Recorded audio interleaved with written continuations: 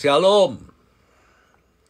Selamat pagi seluruh jemaat Big Shalom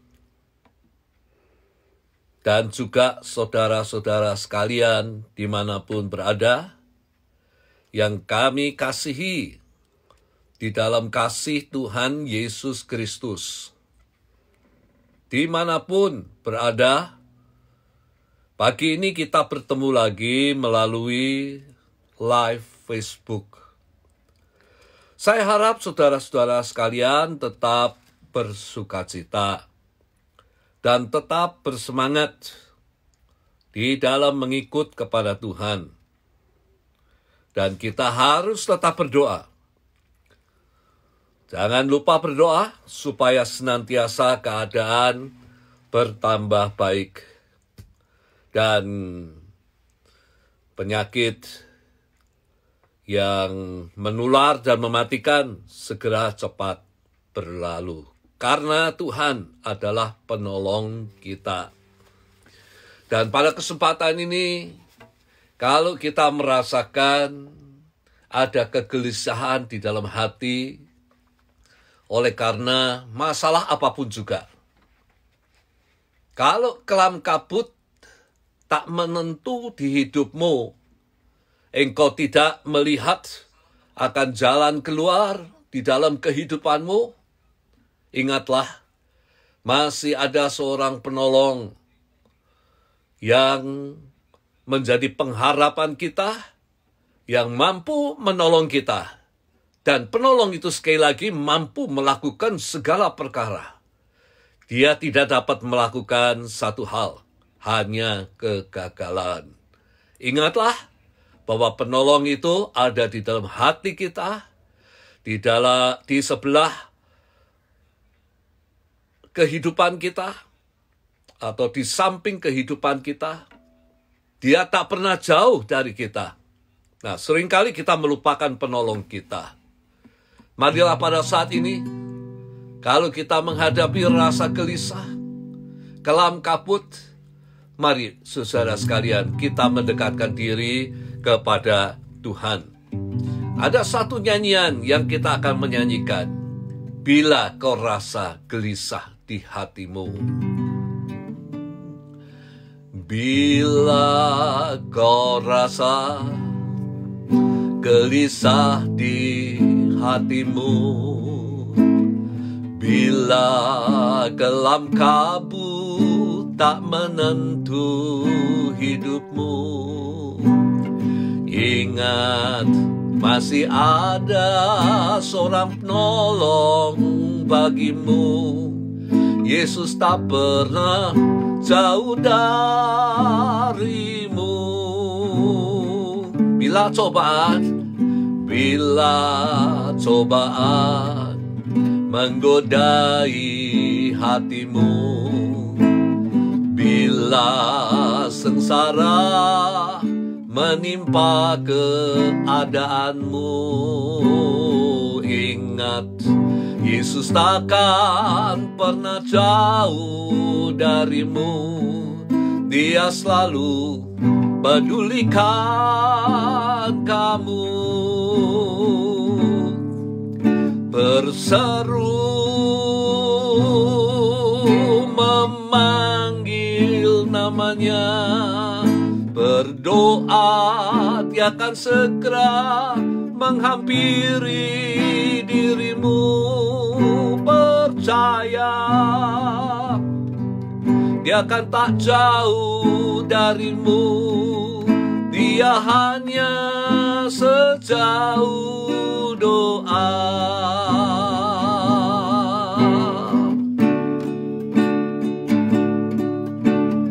Bila kau rasa gelisah di hatimu, bila kelam kabut tak menentu hidupmu, ingat masih ada seorang penolong bagimu.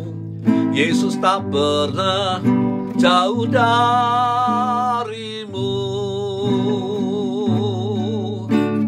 Bila cobaan menggodai hatimu, bila sengsara menimpa keadaanmu. Ingat, Yesus takkan pernah jauh darimu. Dia selalu pedulikan kamu. Berseru, memanggil namanya, berdoa, Dia akan segera menghampiri dirimu. Percaya, Dia akan tak jauh darimu. Dia hanya sejauh doa. Seru, memanggil namanya, berdoa, Dia akan segera menghampiri dirimu. Percaya, Dia tak jauh darimu. Dia hanya sejauh doa. Apakah engkau merasakan gelisah? Engkau merasakan kelam kabut? Ingatlah, ada satu yang memperdulikan engkau. Berserulah kepada Dia. Dia tidak jauh, Dia dekat dengan kita. Berserulah, panggillah namanya. Berdoalah. Ketika kita berdoa, Dia akan menghampiri kita. Dan ketika Dia percaya, Dia akan menolong kita. Dia hanya sejauh doa. Berserulah. Sama-sama kita berseru. Berseru,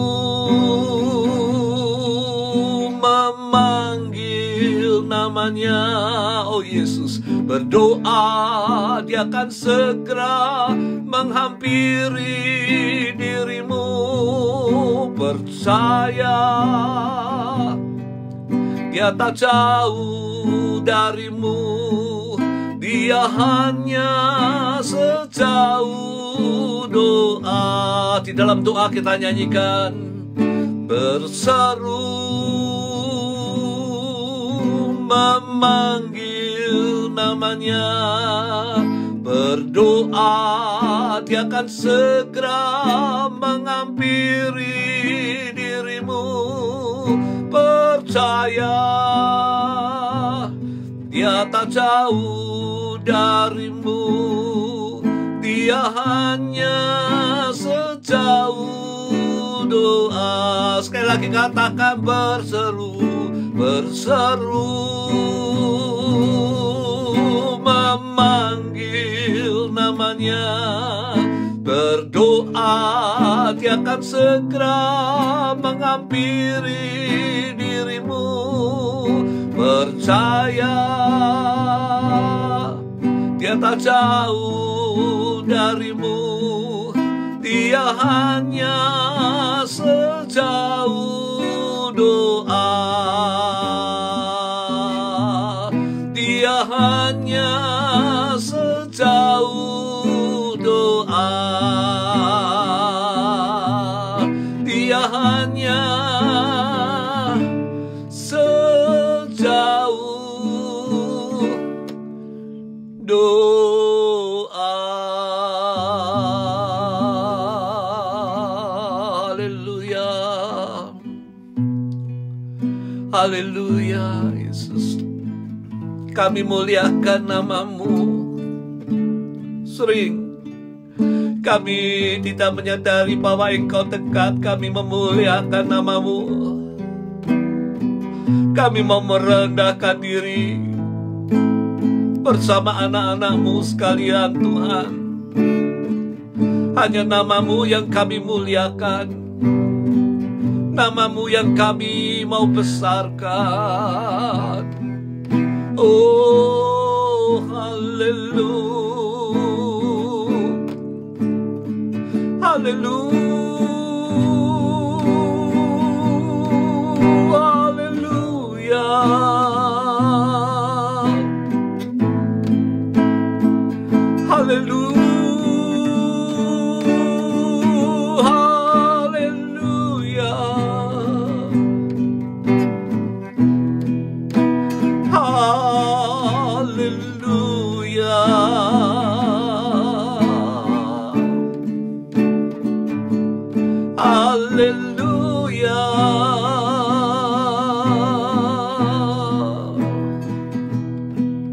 Kami berseru kepadamu,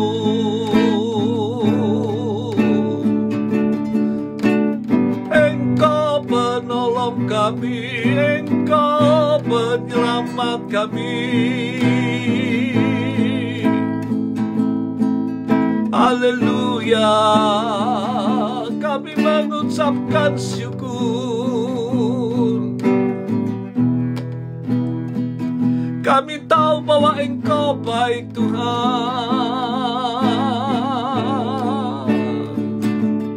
Kami mau merendahkan diri kami. Kami mau turun dari tahta kesombongan kami. Kami mau memuliakan nama-Mu. Kami mau memuliakan nama-Mu. Kami mau memuliakan nama-Mu. Haleluya, Engkau yang layak, Tuhan. Engkau yang layak untuk dimuliakan. Engkau yang layak untuk menerima segala pujian, kemuliaan. Engkau yang paling menerima hormat. Engkau yang layak untuk menerima segala kemuliaan.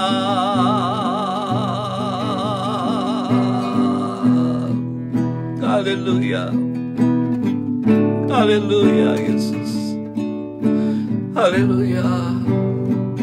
Biarlah Engkau penuhkan kami dengan kuasa-Mu, penuhkan kami dengan Roh-Mu yang kudus. Kuasailah kami, seluruh kehidupan kami, Tuhan. Seluruh kehidupan kami, Engkau Allah kami. Terima kasih Bapa, Allah yang baik bagi kami. Tidak pernah mengecewakan orang-orang yang percaya kepadamu. Kami muliakan Engkau. Bersama seluruh jemaat-Mu kami menyembah Engkau. Engkau kami puja, kami muliakan untuk selama-lamanya. Haleluya, haleluya. Oh haleluya. Berseru memanggil namanya, berdoa, Dia akan segera menghampiri dirimu. Percaya, Dia tak jauh darimu. Dia hanya sejauh doa. Berseru memanggil namanya, berdoa, Dia akan segera menghampiri dirimu. Percaya, Dia tak jauh darimu. Dia hanya sejauh doa. Dia hanya sejauh doamu. Terima kasih Bapa. Kami mau menyerahkan saat ini dalam tangan Tuhan. Marilah Engkau yang akan berfirman kepada kami tatkala kami mendengar firman-Mu. Supaya firman ini tidak dikatakan menurut keinginan manusia, tapi menurut Engkau. Junjungan kami, Tuhan kami, Juru Selamat kami, Raja di dalam kehidupan kami. Dan biarlah pada saat ini Tuhan, kuasa firman ini yang menjamah kami sekalian, yang lemah dikuatkan, yang sakit disembuhkan. Kami tahu bahwa di balik firman ini ada kuasa-Mu, kehadiran-Mu di sana Bapa. Biarlah kami bertemu dengan Engkau melalui firman ini dan mengubah, memulihkan kehidupan kami, mengkuatkannya. Di dalam nama Tuhan Yesus Kristus, kami berdoa. Amin. Nah, saudara sekalian, pada kesempatan ini kita bersama-sama akan merenungkan firman Tuhan yang saya ambil di dalam kitab Injil Matius pasal yang ke-21. Di dalam ayat yang pertama sampai ayat yang ke-11. Dikatakan demikian di dalam firman Tuhan ini, ketika Yesus dan murid-muridnya telah dekat Yerusalem dan tiba di Betfage, satu tempat kira-kira 1 mile dari Yerusalem. Betfage yang terletak di Bukit Zaitun. Yesus menyuruh 2 orang muridnya dengan pesan, pergilah ke kampung yang di depanmu itu. Dan di situ kamu akan segera menemukan seekor keledai, yaitu keledai betina, tertambat dan anaknya ada di dekatnya. Lepaskanlah keledai itu dan bawalah keduanya kepadaku. Dan jikalau ada orang yang menegur kamu, katakanlah, Tuhan memerlukannya. Ia akan segera mengembalikannya. Hal itu terjadi supaya genaplah firman yang disampaikan oleh Nabi, yaitu Nabi Zakaria. Katakanlah kepada putri Sion, lihat, rajamu datang kepadamu. Ia lemah lembut dan mengendarai seekor keledai. Dan seekor keledai beban yang mudah. Maka pergilah murid-muridnya itu dan berbuat seperti yang ditugaskan Yesus kepada mereka. Mereka membawa keledai betina itu bersama anaknya, lalu mengalasinya dengan pakaian mereka. Dan Yesus pun naik ke atasnya. Orang banyak yang besar jumlahnya menghamparkan pakaiannya di jalan. Ada pula yang memotong ranting-ranting dari pohon-pohon yang menyebarkannya di jalan. Dan banyak orang yang berjalan di depan Yesus dan yang mengikutinya dari belakang berseru, Hosana bagi anak Daud. Diberkatilah dia yang datang dalam nama Tuhan. Hosana di tempat yang maha tinggi. Dan kalau kita lihat di dalam kitab Yohanes, saudara-saudara sekalian, di dalam ayat yang ke-9 ini dikatakan demikian.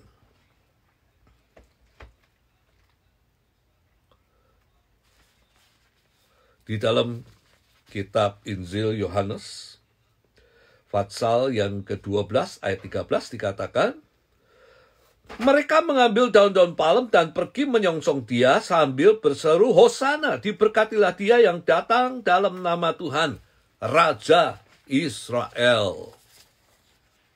Lalu kita lanjutkan. Di dalam ayat yang ke-10 dikatakan, dan ketika ia masuk ke Yerusalem, gemparlah seluruh kota itu, dan orang-orang berkata, siapakah orang ini? Dan orang banyak itu menyaut, inilah Nabi Yesus dari Nazaret di Galilea. Inilah Nabi Yesus. Saat itu orang-orang banyak hanya mengenali Yesus sebagai Nabi. Nah, kembali lagi pada saat ini, di dalam ayat yang ke-9, Matius 21 ayat 9, dan orang banyak yang berjalan di depan Yesus dan yang mengikutinya, dari belakang berseru katanya, Hosana bagi anak Daud. Diberkatilah dia yang datang dalam nama Tuhan. Hosana di tempat yang maha tinggi. Nah, demikian dikatakan dalam firman Tuhan, berbahagialah mereka yang mendengar firman Tuhan dan melakukan firman ini di dalam kehidupannya. Nah, saat ini saudara-saudara sekalian, kita berada pada minggu kesengsaraan Yesus. Nah, tepatnya adalah 5 minggu sebelum kematian daripada Tuhan Yesus Kristus. Dan minggu kesengsaraan ini biasa disebut sebagai Palm Sunday atau Minggu Palm. Nah, disebut sebagai Palm Sunday karena digunakannya daun-daun palem untuk menyongsong dan mengiringi Yesus memasuki Yerusalem, di mana ia akan menderita kesengsaraan, menderita kematiannya, dan juga kebangkitannya pada hari yang ketiga, yang kita kenal sebagai Easter. Dan saya mengingatkan bahwa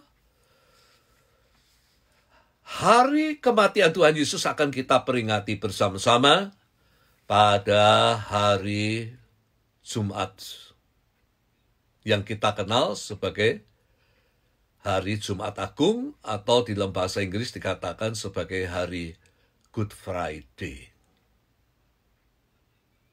Dan kebangkitannya pada hari ketiga setelah kematiannya, yaitu pada hari Minggu yang disebut Easter. Nah, kembali lagi saudara sekalian, bagian ini mengemukakan tentang perarakan atau iring-iringan, yang sebenarnya merupakan tradisi Romawi. Bagi orang-orang Romawi, dikenal ketika seorang jenderal sukses menangkan pertempuran, ia pulang, ia akan disambut oleh para penduduk yang mengeluh-keluhkan dan mengiringi masuk ke tempat kediamannya. Ternyata bukan hanya orang yang sukses di dalam peperangan, tetapi juga dalam hal yang lain seperti olahraga. Seorang pahlawan yang mengharumkan nama negara, yang sukses, mengharumkan nama negara dan bangsa, akan dielu-elukan, disambut, bahkan diarak oleh rakyat, karena telah mengharumkan nama negara dan kota di mana ia tinggal. Dan tentunya akan mendapat banyak hadiah, baik mobil, rumah, dan uang. Senang, ya, orang yang mendapat mobil, rumah, dan uang. Sebab itu, harumkanlah nama negara dan bangsa melalui apa yang dapat kita lakukan. Nah, di dalam perarakan ini, saudara sekalian, ada beberapa hal yang hendak saya bahas. Yang pertama, inilah perarakan kemenangan. Dan mengapa saya katakan bahwa ini perarakan kemenangan? Oleh karena Yesus memasuki Yerusalem bukan sebagai seorang loser atau pecundang, tapi sebagai seorang pemenang. Orang yang menang. Nah, ada beberapa hal yang hendak saya ungkapkan pada kesempatan ini, yaitu bagian yang pertama. Dari bagian yang pertama, poin yang pertama adalah ia paham kehendak daripada Bapa. Mengapa Yesus dikatakan sebagai pemenang? Oleh karena dia memahami apa yang dikehendaki oleh Bapa. Ia memahami bahwa kedatangannya ke dalam dunia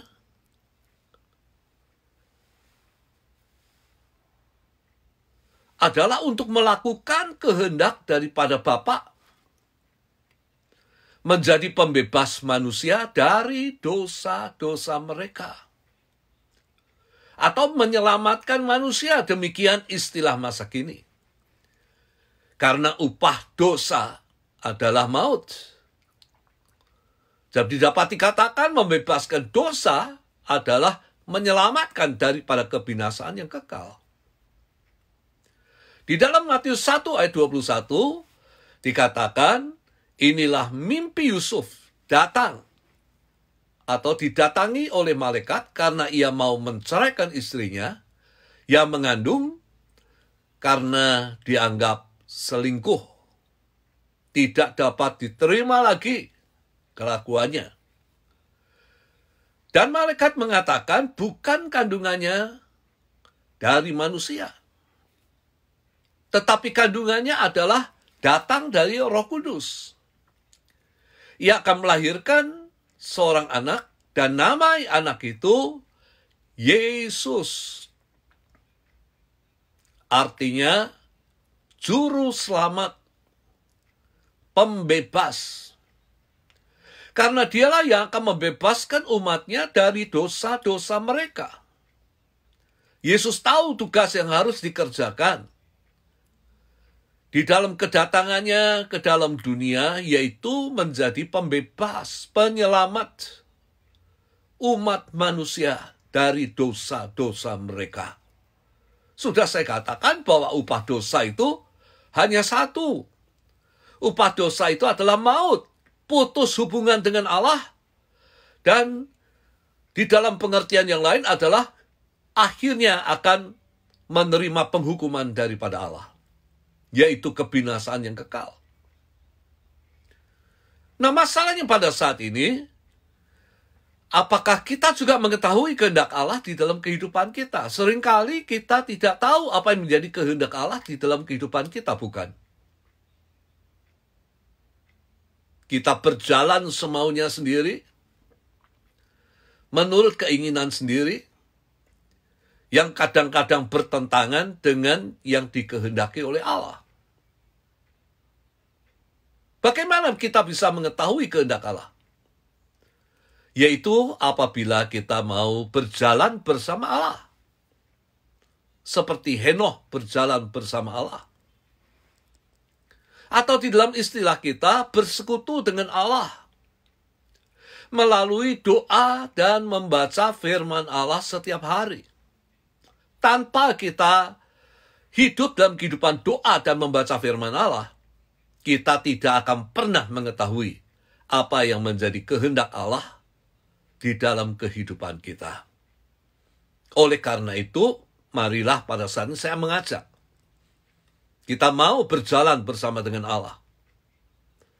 Karena kita tahu bahwa kalau kita berjalan bersama dengan Allah, kita akan melihat kebaikan-kebaikan Allah di dalam kehidupan kita. Berikan waktumu untuk berjalan bersama Tuhan setiap hari. Nah, bagian yang kedua, saudara sekalian. Yesus menang. Oleh karena apa? Oleh karena keberanian di dalam menghadapi hadangan yang menanti. Keberanian inilah yang menjadi kemenangan Yesus. Dia berani, tapi keberaniannya tidak ngawur. Ia berani karena tahu kehendak daripada Bapa, bahwa sudah tiba saatnya untuk melakukan kehendak Bapa, yaitu menjadi korban yang memikul dosa daripada manusia untuk menyelamatkan manusia. Ia tahu bahwa di Yerusalem banyak orang memusuhi dan benci dan bermaksud jahat terhadap dirinya. Ia tahu apa yang bakal dialami di Yerusalem, baik kesengsaraan, kematiannya. Ia tidak ngawur, bahaya tidak diterjang kalau bukan kehendak daripada Bapa. Banyak orang menerjang bahaya dengan gila, tetap berkumpul, tetap berdoa, karena katanya lebih takut kepada Allah daripada kepada virus. Nah, inilah yang saya katakan, nerjang bahaya, ngawur.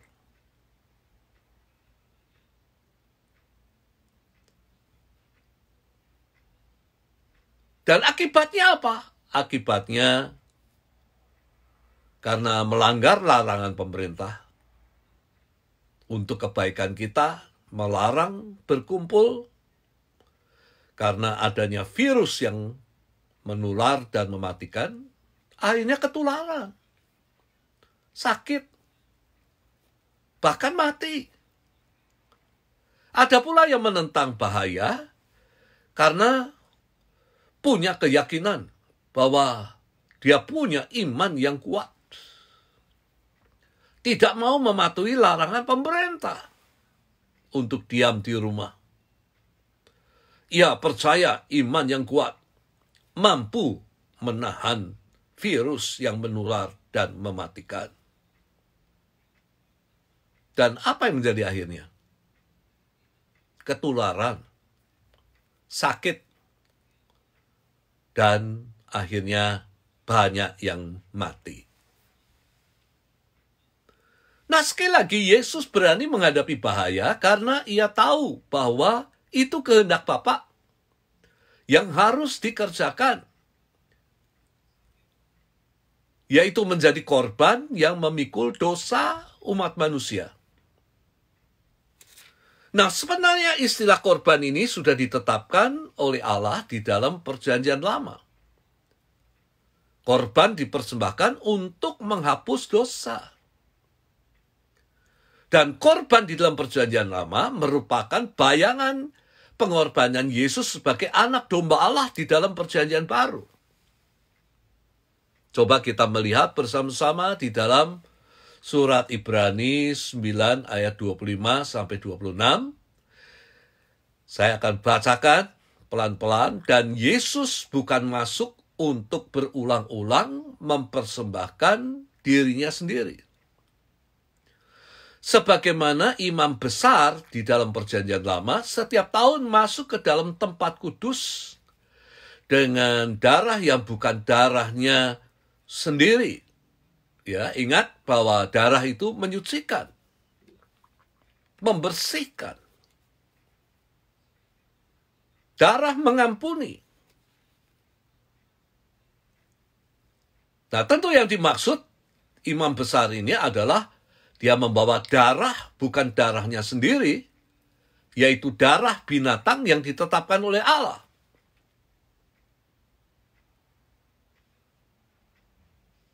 Sebab jika demikian, Yesus harus berulang-ulang menderita sejak dunia ini dijadikan. Tetapi sekarang Yesus hanya satu kali saja menyatakan dirinya pada zaman akhir, yaitu ketika ia mati di salib untuk menghapus dosa oleh korban kematiannya. Melalui kematiannya, ia membebaskan dosa-dosa kita dan menyelamatkan kita. Yang percaya akan diampuni. Dosa yang merah seperti kirmisi dosa saudara dan saya akan dijadikan putih seperti salju dan bulu domba. Kutuk oleh karena dosa yang dialami oleh kita akan diubah menjadi berkat. Jadi di dalam Kristus, melalui kematiannya kita menjadi orang-orang yang diberkati. Dan biarlah kita ingat ini, saudara sekalian. Kita orang yang diberkati oleh karena kematian daripada Tuhan Yesus Kristus. Kita memiliki status baru sebagai anak-anak Allah atau putra-putra Allah. Status baru sebagai anggota keluarga Allah. Dan yang terpenting kita diselamatkan dari murka Allah yang akan datang. Percaya kita? Bahwa kita diselamatkan dari murka Allah yang akan datang ketika kita percaya. Dan yang tidak percaya akan mengalami kebinasaan, penderitaan kekal di dalam tasik api murka Allah yang kita kenal sebagai neraka. Jadi penting bagi kita untuk percaya pengorbanan Yesus, percaya firman Allah sebagai perkataan Allah yang merupakan hukum yang harus ditaati, percaya akan janji-janji Allah. Oleh karena perkataan yang keluar daripada mulut Allah tidak akan kembali dengan sia-sia. Apa yang Tuhan janjikan, Tuhan pasti menggenapi. Dia punya kuasa untuk menggenapi. Bagian yang kedua, saudara sekalian. Saya sebut perarakan ini adalah perarakan seorang raja. Bagian yang pertama, perarakan pemenang. Dan perarakan yang kedua adalah perarakan raja. Dan sesuai dengan penggenapan, yang pertama-tama, sesuai dengan penggenapan daripada nubuatan Nabi Zakaria. Yang dikatakan di dalam Matius 21, di dalam ayat yang keempat, hal itu terjadi supaya genaplah firman Tuhan yang disampaikan oleh Nabi, katakanlah kepada putri Sion, lihat, rajamu datang kepadamu. Ia lemah lembut dan mengendarai seekor keledai. Seekor keledai beban yang mudah. Nah, siapa Yesus yang dilihat oleh Zakaria ratusan tahun yang lalu? Yesus. Bukan hanya Tuhan. Yesus adalah Raja, saudara sekalian. Jadi dia memasuki Yerusalem bukan hanya sebagai pemenang, tetapi dia masuk ke Yerusalem sebagai seorang raja. Dan sudah kita baca bersama-sama bagaimana banyak orang mengeluh-ngeluhkan Yesus sebagai raja yang dicatat baik di dalam kitab Injil Lukas. Kalau kita melihat di dalam kitab Injil Lukas, pasal yang kitab Injil Lukas, di dalam pasal yang ke-19, di dalam ayat yang ke-38, kata mereka, diberkatilah dia yang datang sebagai raja di dalam nama Tuhan, damai sejahtera di sorga dan kemuliaan di tempat yang maha tinggi. Dan juga di dalam kitab Yohanes pasal yang ke-12, ayat yang ke-15, dikatakan, ayat yang ke-13 sampai 15, mereka mengambil daun-daun palem dan pergi menyongsong dia sambil berseru-seru Hosana. Diberkatilah dia yang datang dalam nama Tuhan, Raja Israel. Yesus menemukan seekor keledai muda, ia naik ke atasnya seperti ada tertulis, jangan takut hai putri Sion, lihatlah rajamu datang duduk di atas seekor anak keledai. Orang banyak mengeluh-elukan Yesus. Bukan sebagai lusar, tapi sebagai pemenang. Oleh karena dia tidak takut menghadapi apa yang ada di hadapannya ketika memasuki Yerusalem.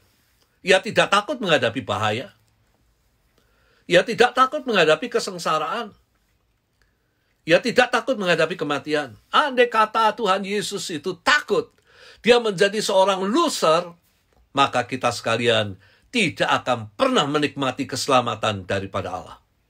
Dia adalah pemenang. Tetapi dia adalah juga seorang raja. Ia memasuki Yerusalem bukan untuk memerangi penguasa Romawi, tapi memerangi penguasa dosa, membebaskan umatnya, dan menjadi raja di dalam kehidupan kita, di dalam kehidupan setiap orang yang percaya kepadanya. Apakah dia benar-benar sudah menjadi raja di dalam kehidupan kita yang mengaku bahwa kita percaya kepada dia? Kalau dia raja di dalam kehidupan kita, maka kita harus mengikuti apa yang menjadi kehendaknya. Perkataannya adalah hukum yang harus kita taati. Siapa yang menjadi raja dan bertahta di dalam kehidupan kita? Diri kita sendiri? Atau Yesus yang menjadi raja? Kita bisa mengeceknya, saudara sekalian. Kalau pada saat ini kita tidak mengikuti apa yang menjadi kehendak daripada Tuhan Yesus Kristus, berarti yang menjadi raja dalam kehidupan kita adalah diri kita sendiri. Hal yang kedua, saudara sekalian, kalau bagian yang pertama di dalam poin yang kedua, bagian yang pertama, ya, di dalam poin yang kedua, perarakan seorang raja, bagian yang pertama penggenapan nubuat Zakaria, yang kedua itu mengenai karakter raja yang digambarkan oleh Nabi Zakaria. Di dalam perjalanan dari Yeriko ke Yerusalem, ia tiba di desa yang bernama Betfage, yang berjarak kira-kira 1 mil dari Yerusalem. Kemudian Yesus menyuruh 2 orang murid-muridnya yang dipercaya dan Yohanes, yaitu Petrus dan Yohanes, ke kampung yang ada di depannya untuk melepaskan dan membawa keledai yang sedang ditambat bersama dengan anaknya di dekatnya. Dan jikalau ada orang yang menegur kamu, katakanlah Tuhan memerlukan, ia akan segera mengembalikannya. Nah, sebelum kita masuk dalam karakter yang dinubuatkan oleh Zakaria, kita melihat beberapa hal melalui 2 ayat ini, saudara sekalian. Yang pertama, kita melihat karakter yang pertama daripada Raja kita, yaitu Tuhan Yesus Kristus, mengenai kemahatauan. Ia tahu dengan persis bahwa di depan ada orang yang memiliki seekor keledai yang tertambat, keledai muda, anaknya di dekatnya. Mengapa ia tahu? Oleh karena ia bukan hanya manusia, tetapi jati dirinya adalah bahwa dia Allah sebelum menjadi manusia. Sebab itu sebagai Allah, ia memiliki sifat atau karakter maha tahu. Ia tahu apa yang dialami oleh anak-anaknya ketika mewabah COVID-19. Harus kehilangan pekerjaan untuk sementara, harus berdiam di rumah. Ia tahu yang dialami oleh anak-anaknya, ada yang diberhentikan dari pekerjaannya secara permanen, sehingga stres.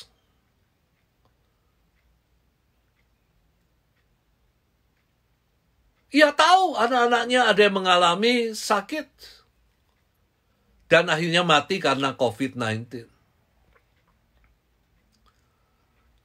Nah, di balik kesulitan yang Tuhan izinkan datang di dalam dunia ini, yang dialami oleh anak-anak Tuhan, walaupun menderita penderitaan, namun juga memiliki sisi yang baik. Mendatangkan kebangunan rohani di mana orang-orang mulai bangun dan mulai kembali mencari Tuhan. mulai membereskan dosa, mulai merendahkan diri, mulai memohon pertolongan daripada Tuhan di dalam situasi yang sulit. Seperti ada orang mengakui dan bercerita bagaimana dia diberhentikan daripada pekerjaannya secara permanen. Lalu kemudian dia tiba pada satu kesadaran bahwa dia diberhentikan daripada pekerjaannya oleh karena dia menyadari bahwa dia lupa. Sudah lama lupa kepada Tuhan. Waktu yang Tuhan berikan hanya digunakan untuk mencari uang, mengumpulkan uang. Dan dia tahu bahwa melalui pemberhentian daripada pekerjaan, dia tahu, dia menyadari bahwa Tuhan ingin supaya dia kembali kepada Tuhan. Nah, saya katakan sekali lagi, di dalam situasi yang sulit yang harus dihadapi, apa yang harus kita lakukan? Kita harus percaya kepada Tuhan yang sanggup menolong kita, yang menjadi pengharapan kita.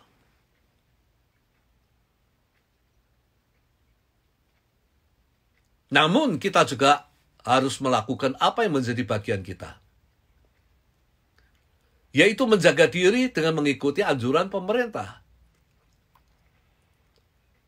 Banyak orang sombong mengatakan kita harus lebih takut kepada Tuhan daripada kepada COVID. Banyak orang mengatakan bahwa memiliki iman sehingga mampu untuk bertahan terhadap penularan penyakit yang mengakibatkan keyakinan yang demikian menimbulkan banyak korban berjatuhan dan menimbulkan tanggapan sinis daripada orang. Oleh karena dianggap bahwa kita tidak memenuhi anjuran daripada pemerintah untuk berdiam di rumah. Kita beriman merupakan keharusan. Namun bila ada bahaya di depan kita, kita harus berusaha menghindarinya. Kita jangan mencobai Tuhan. Di dalam Matius 24 ayat 15-18 dikatakan, jadi apabila kamu melihat pembinasa keji, di dalam Matius 24 ayat 15-18, sekali lagi. Jadi jika kamu melihat pembinasa keji berdiri di tempat kudus, para pembaca hendaklah memperhatikannya, maka orang-orang di Yudea haruslah melarikan diri ke pegunungan. Kalau lihat pembinasa keji, siapapun juga secara umum yang mau membinasakan, hindari kalau bisa dihindari. Jangan kita menantang bahaya di hadapan kita. Kita tetap percaya bila tak bisa dihindari. Jangan berputus asa. Kita masih memiliki harapan. Dan percayalah, Tuhan Yesus mampu menolong kita. Ini adalah bagian daripada Tuhan untuk dilakukan dalam kehidupan kita. Banyak negara yang terkena COVID-19 dan tidak mendapatkan jalan keluar, mulai mencari pertolongan dari atas. Seperti di Italia, di Spain, di Brasil, mereka berdoa di pinggir-pinggir jalan, berteriak-teriak meminta pengampunan, dan memohon keselamatan bagi dirinya, bagi keluarganya, juga bagi teman-teman sebangsanya. Mazmur 62, ayat yang kedua, mengatakan demikian. Hanya dekat Allah saja aku tenang. Daripadanya lah keselamatanku. Hanya dekat Allah saja aku tenang.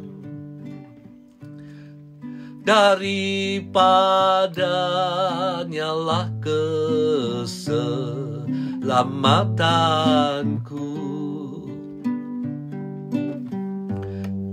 Hanya Dia gunung batuku, hanya Dia kota bentengku.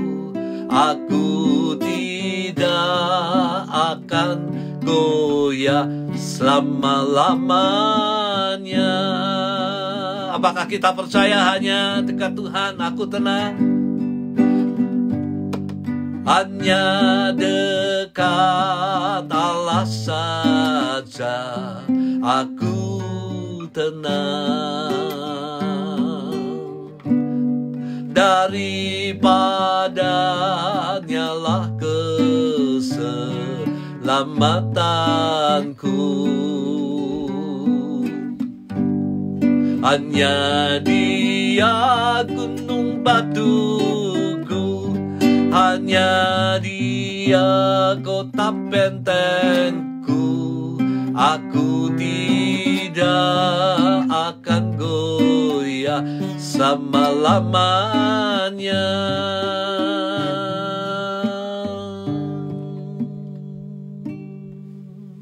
Dialah juru selamat, baik di dunia dan di kehidupan yang akan datang. Hanya Dialah yang dapat menolong kita ketika tidak ada jalan lagi. Dekatkanlah, rendahkan diri kepada Tuhan, penolong kita. Kita harus berdoa sebagai orang-orang percaya, mendoakan para dokter, jururawat yang berada di garis depan di dalam memerangi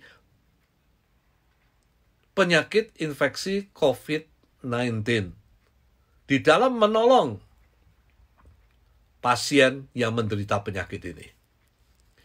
Supaya Tuhan melindungi mereka. Berdoa untuk orang-orang yang menderita sakit COVID-19 supaya Tuhan menyelamatkan mereka. Dan berdoa untuk para ahli medis yang berusaha menemukan obat penangkal penyakit ini supaya berhasil. Dan kita dibebaskan dari musuh yang kuat, yaitu COVID-19. Dan keadaan dapat pulih kembali. Saya ingatkan, Goliat yang kuat dapat dikalahkan hanya dengan bersandar pada kekuatan daripada Allah. Allah kita lebih besar daripada Goliat. Dan karakter yang kedua daripada sang raja dikatakan, ia minta dan dikembalikan. Ia menyuruh murid-muridnya untuk melepaskan dan membawa kepadanya baik induk keledai dan anak keledai yang masih muda. Dan dia akan mengembalikan. Nah, kalau ayat yang ke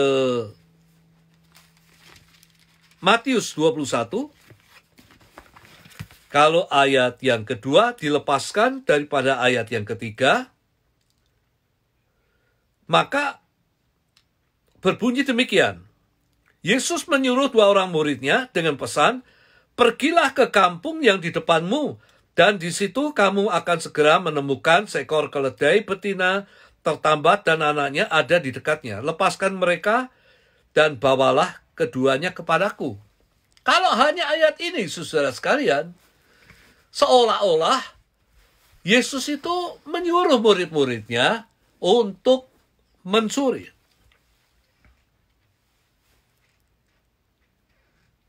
Karena mengambil milik orang lain, itu berarti mencuri. Dan kata mencuri ini jelas melanggar hukum Allah yang ke-8.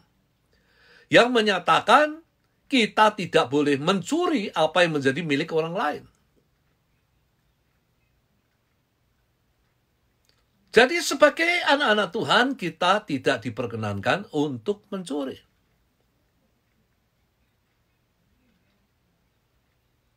Dan saya percaya, saudara sekalian, kalau kita hidup dengar-dengaran kepada Tuhan, dan arti dengar-dengaran di sini adalah mendengar suara Tuhan, firman Tuhan, dan kita melakukan, maka itu akan menjadi kunci untuk kita bisa mendapatkan anugerah berkat Tuhan.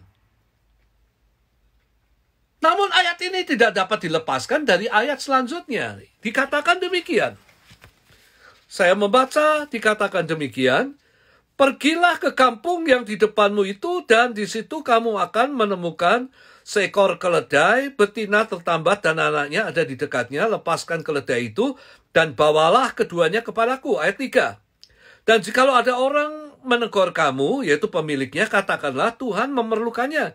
Ia akan segera mengembalikannya.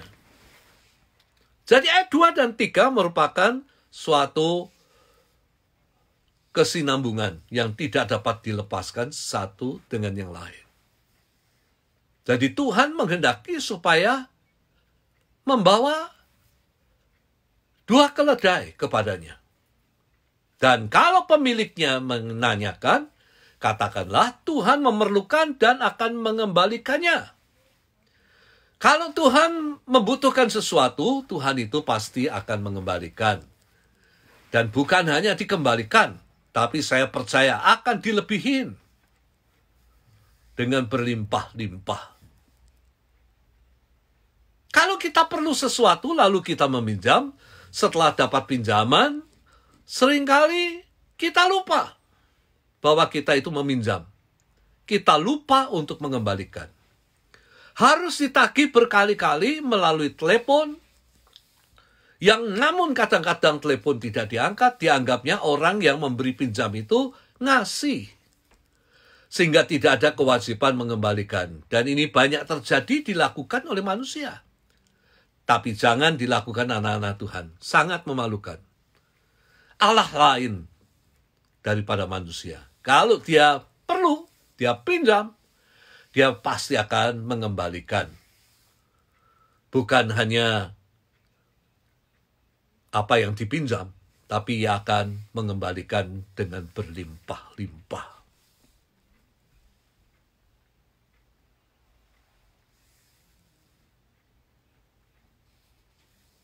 Nah, kita kembali lagi kepada firman Tuhan. Mengapa Tuhan itu memerlukan 1 keledai, tapi dia minta kepada murid-muridnya untuk membawa 2 keledai. Dan saya mengutip pendapat banyak orang yang mengatakan demikian. Anak keledai atau keledai muda, bila sang induk berada di dekatnya, anak keledai itu akan menjadi tenang. Tidak berontak sehingga mudah untuk dikendarai. Jadi itu sebabnya Tuhan Yesus menyuruh murid-muridnya untuk membawa 2 keledai. Keledai induk dan juga keledai anak. Supaya ia bisa mengendarai anak keledai itu masuk ke Yerusalem. Keledai itu membawa Yesus masuk ke Yerusalem. Maukah kita menjadi keledai beban muda kendaraan Tuhan? Membawa Yesus kepada mereka yang belum mengenal Yesus supaya mengenalnya. Membawa kepada yang jauh daripada Tuhan. Supaya kasihnya membawa ia kembali kepada Tuhan Sang Penyelamat. Keledai yang membawa kepada yang berputus asa. Supaya Yesus memberi pengharapan baru. Kita bawa kepada yang sakit supaya Yesus menyembuhkan. Kita bawa Yesus kepada yang susah supaya Yesus menghibur. Kepada yang lemah, Yesus memberikan kekuatan. Nah, karakter daripada raja yang kedua yang dikatakan oleh Nabi Zakaria, dikatakan bahwa dia itu lemah lembut. Di dalam bahasa Indonesia, ia lemah lembut. Jangan kita bayangkan lemah lembut di dalam pengertian lemah gemulai. Bukan. Lemah lembut bukan kata-katanya kelemar-kelemar. Kelemah lembutan Yesus menggambarkan kebaikan hati dan murah hati. Ini sifat Yesus yang harus diteladani. Melakukan yang baik terhadap sesama. Sekalipun orang melakukan yang jahat, bukan balas kejahatan dengan kejahatan, tetapi dengan kebaikan. Berkati dan bukan kutuki. Ini harus menjadi perilaku sebagai pengikut Yesus. Ia murah hati menggambarkan hati yang selalu dipenuhkan dengan belas kasihan terhadap sesama. Kepada yang menderita, ia ingin selalu membantu sesuai dengan kemampuannya. Kepada orang yang bersalah, ia selalu dapat memberikan pengampunan. Dan yang paling susah dilakukan anak-anak Tuhan tentu adalah mengampuni. Kita harus mencontoh Yesus yang mampu mengampuni, ketika ia disalibkan, dia memohon pengampunan kepada Bapa bagi mereka yang sudah membunuhnya. Namun, di dalam bahasa Inggris tidak dikatakan sebagai lemah lembut. Tapi nggak masalah. Di dalam bahasa Inggris diistilahkan lemah lembut itu sebagai lowly, rendah hati. Jadi Yesus bukan hanya lemah lembut, baik hati, tidak melakukan kejahatan, murah hati, tetapi dia juga adalah raja yang rendah hati. Ia tidak sombong. Ia datang tidak memakai kuda yang gagah, mahal, tetapi keledai yang berlari tidak secepat kuda. Yang otaknya lebih dungu. Kata peribahasa Indonesia, kalau ada orang yang bodoh, otaknya disamakan dengan otak keledai. Dan ini menunjukkan kerendahan hati Yesus. Yang harus kita contoh. Walaupun kita mungkin memiliki kekayaan yang berlimpah, pendidikan yang tinggi, punya rumah yang besar, punya mobil mewah, anak-anak pintar, jangan sombong. Jangan memandang rendah orang lain yang mungkin kurang daripada kita. Kesombongan merupakan kebencian Allah. Salah satu sebab Tuhan mengizinkan COVID-19 terjadi untuk mematahkan kesombongan manusia yang menyombongkan kehebatan, kemampuan dirinya seolah-olah tidak perlu Tuhan lagi mengatasi masalah-masalah hidup. Kesombongan yang demikian dipatahkan, dengan demikian mulailah manusia mengakui ternyata tanpa Tuhan aku nggak dapat berbuat apa-apa. Aku nggak dapat mengatasi COVID-19. Aku menderita sakit. Dan kita harus mengakui tanpa Tuhan kita tidak dapat melakukan apa-apa.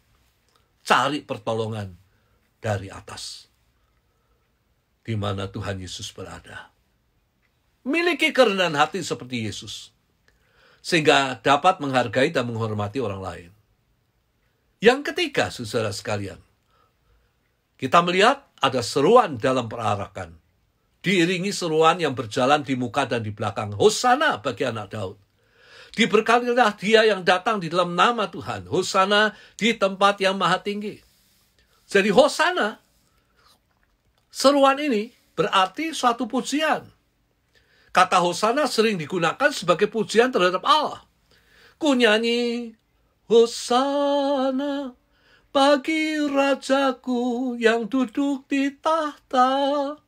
Aku muliakan dan ku agungkan, kau layak disembah. Ingat nyanyian itu? Pengagungan terhadap Tuhan. Hosana. Tetapi Hosana juga mempunyai pengertian yang lain. Yaitu suatu permohonan.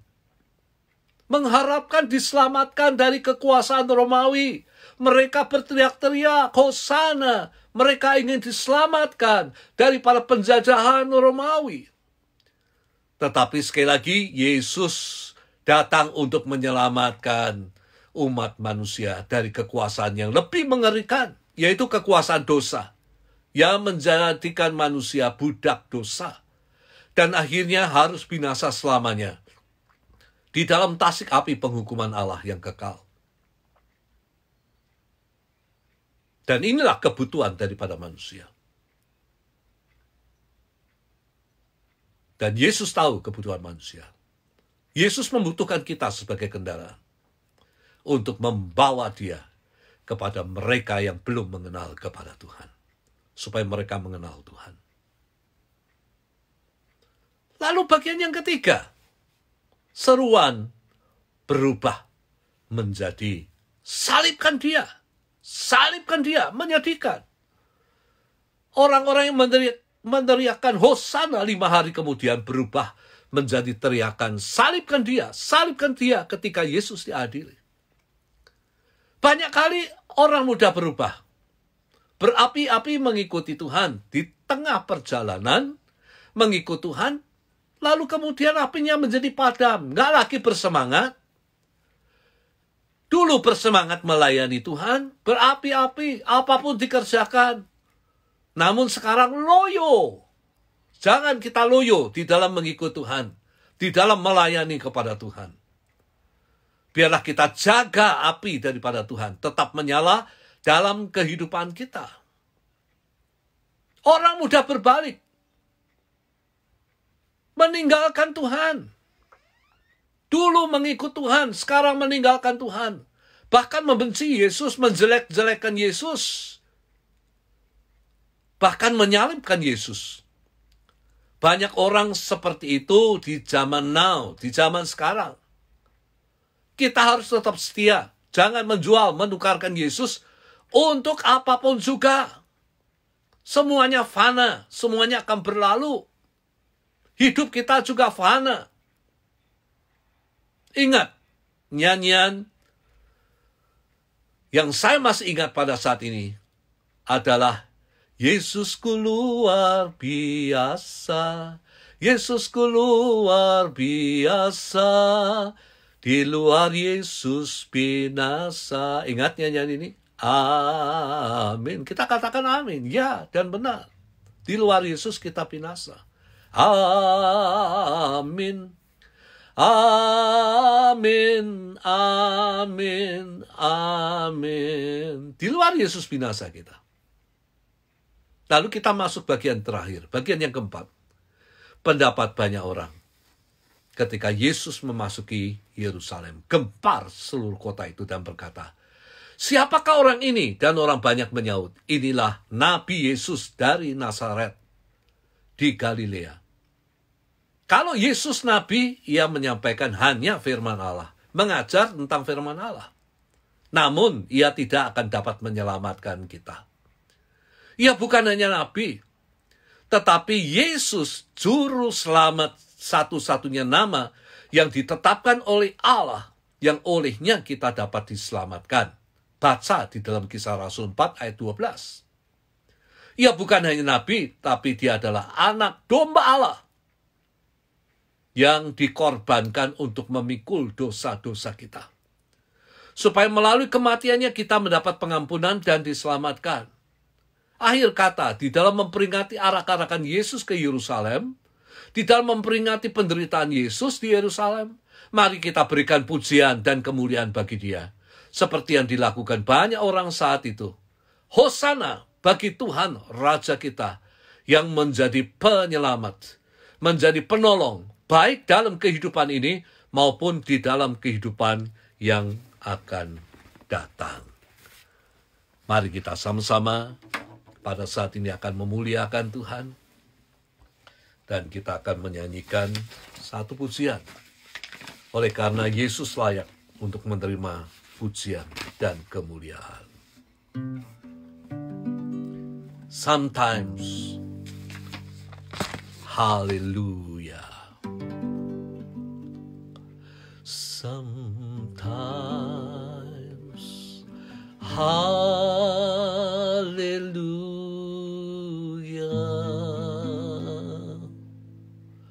Sometimes,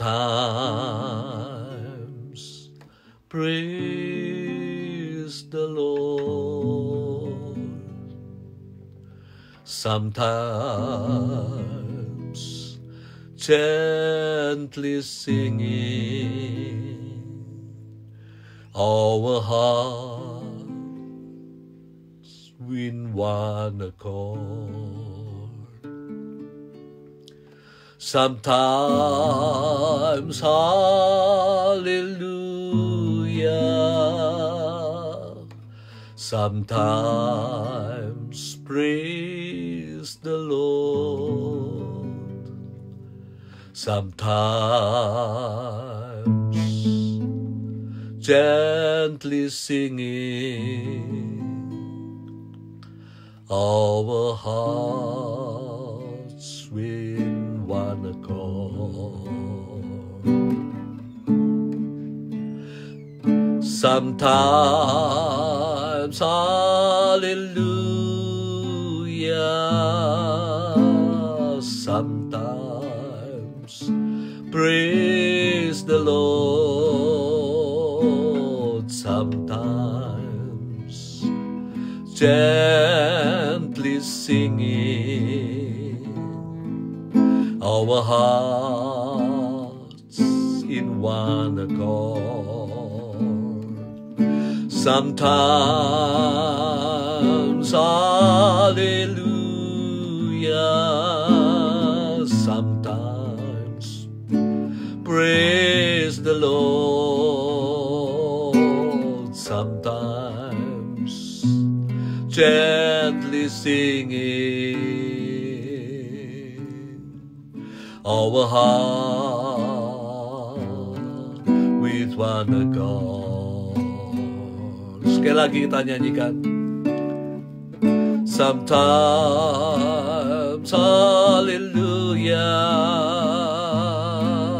sometimes praise the Lord, sometimes gently singing, our heart with one accord. Sometimes hallelujah, sometimes praise the Lord, sometimes gently singing, our heart in one accord. Our hearts in one accord. Semuanya menyembah Tuhan. Dia yang layak untuk menerima pujian dan kemuliaan. Oh, haleluya.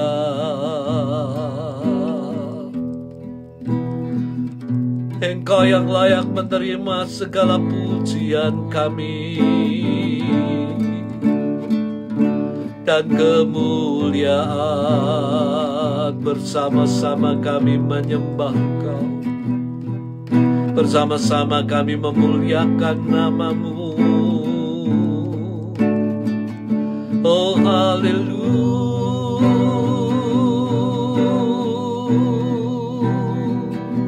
Hallelujah,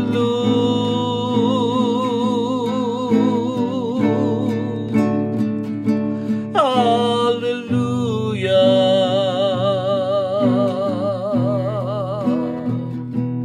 hallelujah, hallelujah, oh hallelujah. Engkau yang layak menerima segala pujian, Engkau yang layak menerima kemuliaan, Engkau yang layak menerima hormat. Haleluya, haleluya, oh haleluya, haleluya.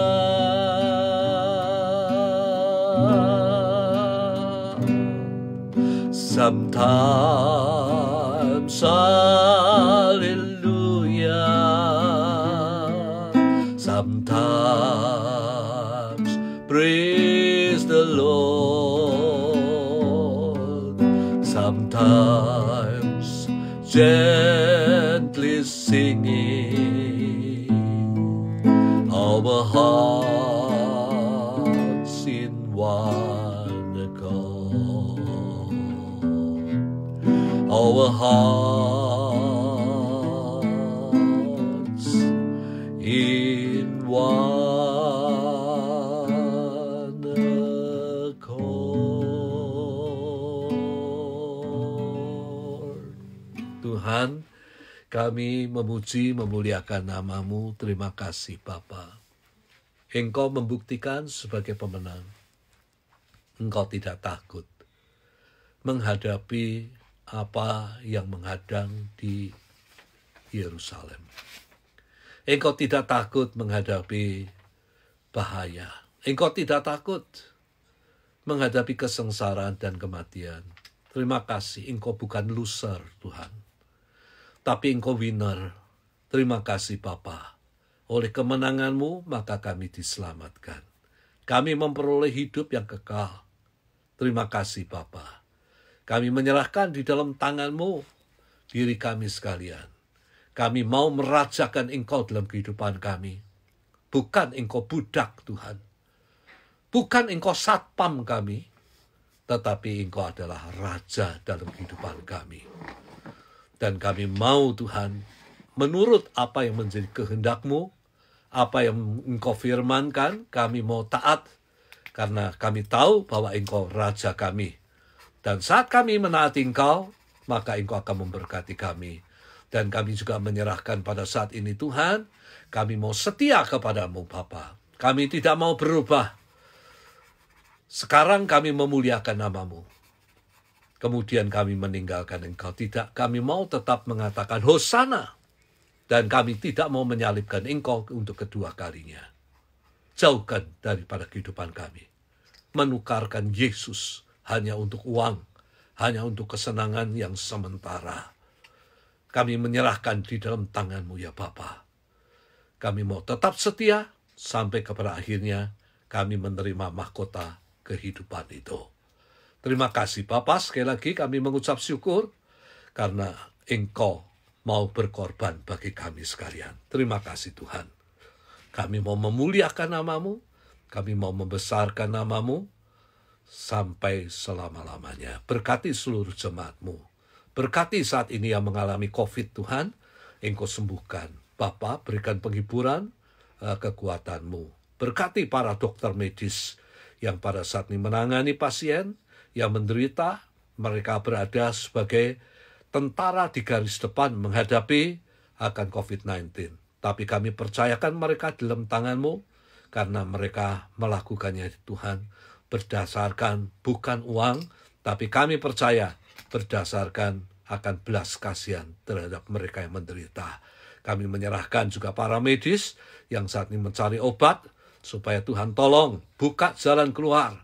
Kami tidak dapat memiliki kemampuan seperti ahli medis, tetapi kami hanya bisa mendoakan sebagai orang-orang yang percaya, supaya diberkati usaha kerja keras mereka menemukan vaksin mengatasi COVID-19. Kami serahkan di dalam tangan Tuhan, berkati pemerintah, baik Amerika dan Indonesia dan dimanapun berada Tuhan.